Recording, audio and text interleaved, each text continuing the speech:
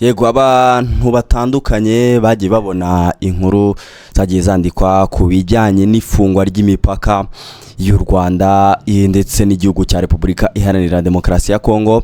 Amakuru yagiye atangazwa n'ibitangazamakuru bigiye bitandukanye, ndetse ayo makuru mwagiye munayakurikira hano kuri The Quick Times News. Aka kanya rero hasohotse verisiyo ya guverinoma y'u Rwanda, aho bo bavuze ko imipaka ihuza u Rwanda ndetse na Repubulika Iharanira Demokarasi ya Kongo aka kanya ngo idafunze, ahubwo ngo bakaba basaba abantu kwigengesera.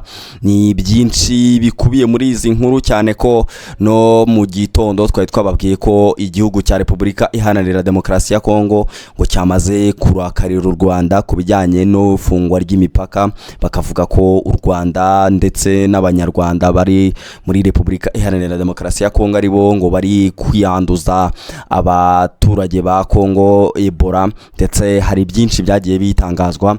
Ibyo ngiye kuba nkubwira rero ku bijyanye n'iri tangazo rya guverinoma, ndebwo nguhaye ikaze cyane, ngusaba gukanda subscribe, like, share ndetse na comment anga kugira ngo tugende tuganira utabura amakuru agiye agezweho. Mu gitondo nibwo hasohotse inkuru, ndetse twanababwiye ko Repubulika Iharanira Demokarasi ya Kongo yarakariye u Rwanda nyuma yo gufunga imipaka irihuza n'ibi bihugu byombi kubera icyorezo cya Ebola. Muri iki cyumweru nibwo u Rwanda rwafunze imipaka irihuza na Kongo Kinshasa mu turere twa Rubavu ndetse na Rusizi nk'ingamba zo kwirinda kw'icyorezo cya Ebola cyagaragaye muri Kongo cyagera mu Rwanda. Imibare yatangwaga n'inzego z'ubuzima muri Repubulika Iharanira Demokarasi ya Kongo yavugaga ko iki cyorezo kimaze guhitana ababarirwa muri 131 muri kiriya gihugu cya Kongo nyine, mu gihe bavugaga ko abarenga 500 bikekwa ko bamaze kucyandura. Minisitiri w'ubuzima wa Repubulika Iharanira Demokarasi ya Kongo ni Roger Kwamba yavugaga ko kuwa kabiri yabwiriye nyine itangazamakuru ko u Rwanda rudafite uburenganzira bwo gufunga imipaka yarwo mu gihe iki cyorezo ngo kuko binyuranyije n'amategeko mpuzamahanga y'ubuzima, aho yagize ati u Rwanda ntirufite uburenganzira bwo gufunga imipaka yarwo kubera ko amategeko mpuzamahanga y'ubuzima avuga ko bitemewe gufunga imipaka mu gihe cy'icyorezo. Ni ngombwa kurekura urujya n'uruza rw'abantu n'ibyarwo rugakomeza, ariko hagafatwa ingamba z'ubuzima rusange. U Rwanda rwafunze imipaka yarwo mu karere ka Rubavu nyuma yuko mu mujyi wa Goma uhana imbibi na Kongo hamaze kugaragara umwe mu barwayi ba Ebola, ndetse wanaje no guhitanwa n'iki cyorezo. Icyo gihe Minisitiri w'itumanaho muri Repubulika Iharanira Demokarasi ya Kongo akaba n'umuvugizi wa leta Patrick Muyaya yagaragaje ko kugira ngo ingamba zo gukumira iki cyorezo cya Ebola zikomeze ngo ari uko batafunga imipaka, ngo ahubwo ngo u Rwanda rukaba ruri gukora amakosa. Minisitiri w'ubuzima mu Rwanda rero, Minisiteri y'ubuzima mu Rwanda Minisante iheruka gutangaza ko iri gukurikiranira hafi by'icyorezo cya Ebola cyongeye kwaduka mu burasirazuba ndetse no mu bice bishyira amajyepfo ya Repubulika Iharanira Demokarasi ya Kongo. Banahumuriza abaturarwanda ko ngo rwose minisiteri ngo yiteguye kugenda yita ku bijyanye n'ikwirakwira ry'iki cyorezo, ndetse yanunzemo ko izakomeza gukorana n'abafatanyabikorwa bo mu gihugu ndetse no hanze yacyo kugira ngo barinde abanyarwanda ku bijyanye n'umutekano wo mu bice bihana imbibi na Repubulika Iharanira Demokarasi ya Kongo. Iyi nkuru maze kugusomera ni inkuru yanditswe n'ikinyamakuru bwiza.com muri iki gitondo tariki ya 20 z'uku kwezi kwa gatanu ku isaha y'isa 3:40, ikaba yanditswe na Benjamin Babu, umunyamakuru nyine wandikira bwiza.com. Rero nyuma yuko iyo nkuru yanditswe haje no gusohoka iyindi nkuru ku isaha y'isa 4:53. ni inkuru yanditswe n'ikinyamakuru cyitwa Igihe, aho yari ifite umutwe ugira uti u Rwanda rwakajije ingamba ku mipaka n'ahandi mu gukumira Ebola, aho bavugaga ko umuvugizi wungirije wa guverinoma y'u Rwanda Uwera Jean Maurice yatangaje ko u Rwanda rwakajije ingamba mu gukumira icyo cyorezo cya Ebola kiri kuvuza ubuhuha muri Repubulika Iharanira Demokarasi ya Kongo, nyine ngo bakaba bari kureba uburyo bakaza ingamba kugira ngo kitinjira mu Rwanda. Bakavuga ko mu mpera z'iki cyumweru gishize aribwo byatangajwe ko mu ntara ya Ituri habonetse umurwayi wa Ebola, aho Ebola imaze guhitana abarenga 130. Ubwo ni inkuru nyine ihura n'iriya nayo imaze kukubwira hejuru, ndetse bakanavuga ko iyi virusi ya Ebola izwi nka bundi buryo, ariho ngo yabonetse bwa mbere muri Uganda mu mwaka wa 2007, ndetse bakavuga ko icyo gihe yanduye abantu 149 ikayicamo 37, ndetse muri 2012 aribwo yongeye kwaduka.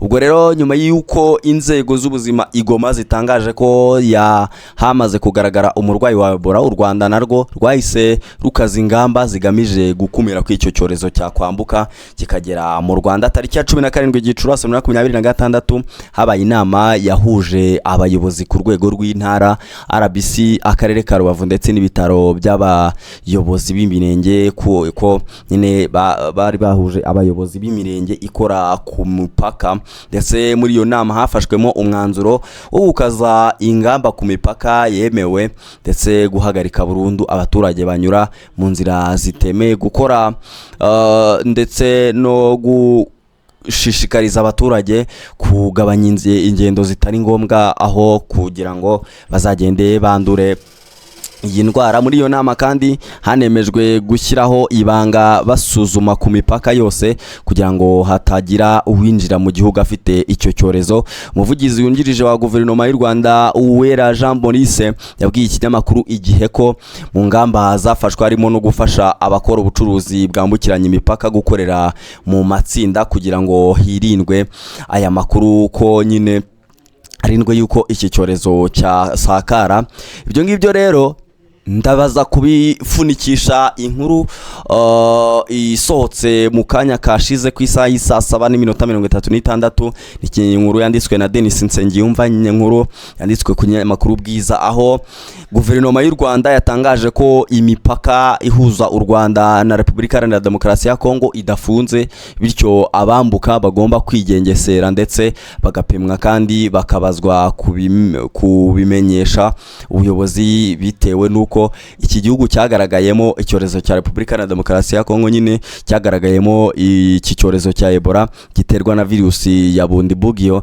Ubundi umuvugizi wungirije wa guverinoma y'u Rwanda Uwera Jean Maurice kuri uyu wa gatatu yatangaje kuri X ko imipaka idafunze, ariko kujya cyangwa kuva mu gihugu kirimo icyorezo bisaba ubwitonzi, bityo abagenda basabwa kubanza kubimenyesha ubuyobozi, abacuruzi bagakorera muri za koperative. Mu kiganiro yatanze yagize ati n'ubwo imipaka ifunguye harasabwa kwigengesera kugira ngo abambuka berekeza muri kiriya gihugu cyagaragayemo icyorezo bagire ubwitonzi, ndetse abagenda barasabwa kubimenyesha ubuyobozi, abacuruzi bagakorera mu matsinda ya koperative bakoreramo. Uwera Jean Maurice yunzemo ko mu rwego rwo kurinda ubuzima ndetse no gukumira ikwirakwira rya Ebola mu Rwanda, buri mugenzi winjira cyangwa usohoka mu mupaka cyangwa ku gihugu nyine abanza kugenzurwa.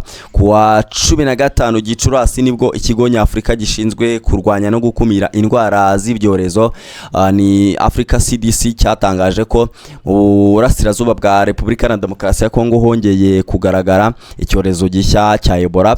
Ku wa 16 Gicurasi ishami ry'umuryango w'ubumwe bw'abibumbye byita ku buzima OMS ryatangaje ko icyorezo nyuma yo kugaragara muri Repubulika Iharanira Demokarasi ya Kongo cyanduye ndetse cyanagaragaye hariya mu gihugu cya Uganda. Iburira ko ibihugu bituranye biri mu byago bitewe nuko kwirinda iki cyorezo ndetse n'ikwirakwira ryacyo nyine biba bisaba imbaraga nyinshi. OMS yanavuze ko Ebola ari ikibazo cy'ubuzima rusange yangayikishije isi, kimaze kugaragara ku bantu basaga 513, aho kimaze guhitanamo abantu 131 muri Repubulika Iharanira Demokarasi ya Kongo ndetse n'undi umwe mu gihugu cya Uganda. Ibi ngibi rero biratubwira yuko nyine icyorezo ntabwo ari uko kidahari, icyorezo kirahari cyane, ahubwo birasaba ingamba nyine, birasaba imbaraga kugira ngo abantu bakirinde, bubahiriza gahunda zitangwa n'ibigo bitandukanye bigenzura ibijyanye n'ubuzima ndetse by'umwihariko na Minisiteri y'Ubuzima hano mu Rwanda. Ikindi umuntu yaba kubwira wa muntu we rero udukurikiye, banza umenye neza yuko wakanze subscribe kuri The Quick Times News kugira ngo amakuru mashyashya uko azajya asohoka uzajya ugenda uyabona. Yewe nitwa Pasi Govinda, ndagushimiye cyane.